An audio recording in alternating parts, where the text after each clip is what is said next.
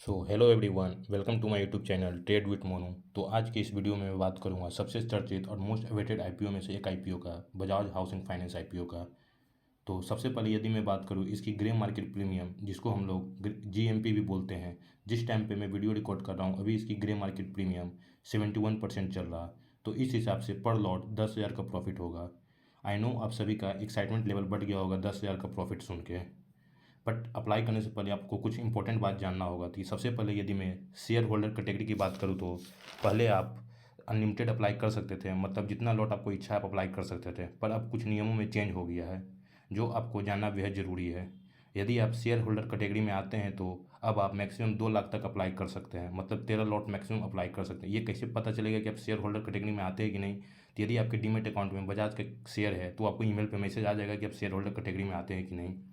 इसी वीडियो में हम लोग आगे जानेंगे इस आईपीओ की कंपनी डिटेल्स के बारे में, उसके बाद इस कंपनी की फाइनेंशियल जानेंगे, उसके बाद आईपीओ डिटेल जानेंगे, एंड लास्ट में बट मोस्ट इंपॉर्टेंट कि अप्लाई करना चाहिए या नहीं करना चाहिए। तो चलिए अब कंपनी डिटेल्स के बारे में जानते हैं हम। चलिए अब कंपनी की डिटेल्स के बारे में जानते हैं कि कंपनी काम क्या करती है। तो कंपनी 2008 से इनकॉर्पोरेटेड है, मतलब कंपनी का 16 साल हो गया है काम करते करते। यदि मैं बात करूँ इसकी प्रोमोटर की तो बजाज फाइनेंस और बजाज फिंसर इसकी प्रोमोटर हो गए हैं। और बात करूँ बजाज फाइनेंस और बजाज फिंसर की तो ये दोनों स्टॉक्स ने मल्टीवेगर रिटर्न्स बना के दिया है अपने इन्वेस्टर को। तो हो सकता है आने वाला टाइम में बजाज हाउसिंग फाइनेंस भी आपको मल्टीवेगर रिटर्न बना के दे सकता है, बट इस बात का कोई कन्फर्मेशन नहीं है। और हमें पता है कि बजाज का फाइनेंस सेक्टर में एक बहुत अच्छा पकड़ है, बहुत अच्छा एक्सपीरियंस है। और विस्तार से इस कंपनी के बारे में आपको बताओ तो बजाज हाउसिंग फाइनेंस एक हाउसिंग फाइनेंस कंपनी है, मतलब होम लोन ये सब जो प्रोवाइड कराती है। और ये सेकेंड लार्जेस्ट कंपनी है अपने सेक्टर के अंदर रेवेन्यू के मामले में। इसका टोटल एसेट्स अंडर मैनेजमेंट, जिसको हम एयूएम भी बोलते हैं, 90,000 करोड़ के आसपास है, जो लगातार धीरे धीरे बढ़ता जा रहा। और यदि इसका एक्टिव क्लाइंट की बात करें तो 3 लाख से ज़्यादा एक्टिव क्लाइंट में, जिसमें 81% होम लोन वाले क्लाइंट हैं, मतलब इस कंपनी की ज़्यादा डिपेंडेंसी होम लोन पे है। इस कंपनी की 215 ब्रांच है 20 स्टेट में और 3 यूनियन टेरिटरी में। चलिए ये तो हो गया इस कंपनी की डिटेल्स। अब चलिए इसकी फाइनेंशियल स्टेटमेंट जानते हैं हम। चलिए अब इस कंपनी की फाइनेंशियल के बारे में बात करते हैं। सबसे पहले इसका टोटल एसेट देखें तो साल 2022 में 48,527 करोड़ था, जो बढ़कर 2023 में 64,654 करोड़ में पहुंच गया। और वही देखें तो टोटल एसेट 2024 में 81,827 करोड़ हो गया, जो कि काफ़ी अच्छा ग्रोथ देखने को मिला एसेट्स में। और यदि इसका रेवेन्यू की बात करें तो और यदि रेवेन्यू की बात करें इस कंपनी का तो साल 2022 में 3,481 करोड़ था, जो 2023 में बढ़कर 5,270 करोड़ के करीब लगभग हो गया। और साल 2024 में देखें तो यही रेवेन्यू बढ़ के 7,000 करोड़ प्लस हो गया, जो कि एक अच्छा ग्रोथ देखने को मिल रहा है, ये एक अच्छा ग्रोथ माना जा सकता है। चलिए अब इस कंपनी की प्रॉफिट देखते हैं कि कंपनी प्रॉफिट बना भी रहा है कि नहीं। तो यदि फाइनेंशियल ईयर 2023 की बात करूँ तो इसका प्रॉफिट 709 करोड़ था, जो बढ़ के 2023 में 12,सत्तावन करोड़ हो गया।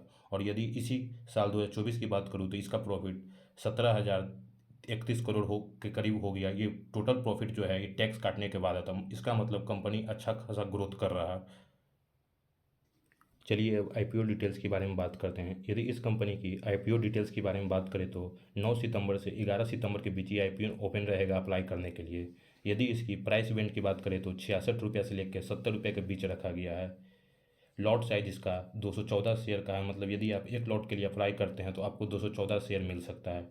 टोटल आईपीओ साइज की मैं बात करूँ तो 6,560 करोड़ का ये आईपीओ है, मतलब अच्छा खासा पैसा उठाने वाली है कंपनी मार्केट से आईपीओ के थ्रू। इस आईपीओ में यदि आप अप्लाई करते हैं तो आपका मैक्सिमम इन्वेस्टमेंट 14,124 रुपया का होगा।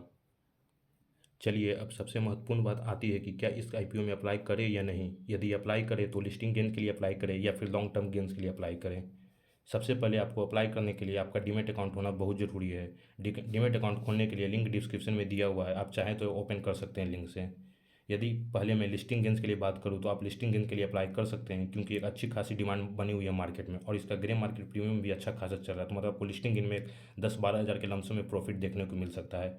और अब चाहें तो लॉन्ग टर्म गेन के लिए भी अप्लाई कर सकते हैं, क्योंकि कंपनी का सब कुछ ठीक चल रहा है, प्रॉफिट भी कंपनी बढ़ा रही है, साल दर साल एक ग्रोथ भी, रेवेन्यू में भी ग्रोथ हो रहा है एंड टोटल एसेट मैनेजमेंट भी ग्रोथ हो रहा है। तो कंपनी की अपनी सेक्टर में एक अच्छा खासा पकड़ भी है।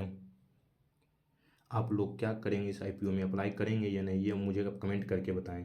मेरे तरफ से कोई बाय और सेल रिकमेंडेशन नहीं है। मेरा कोशिश हमेशा यही रहता है कि सही चीज़ आप लोग के सामने लाऊं, फिर वो चाहे पॉजिटिव हो या नेगेटिव हो।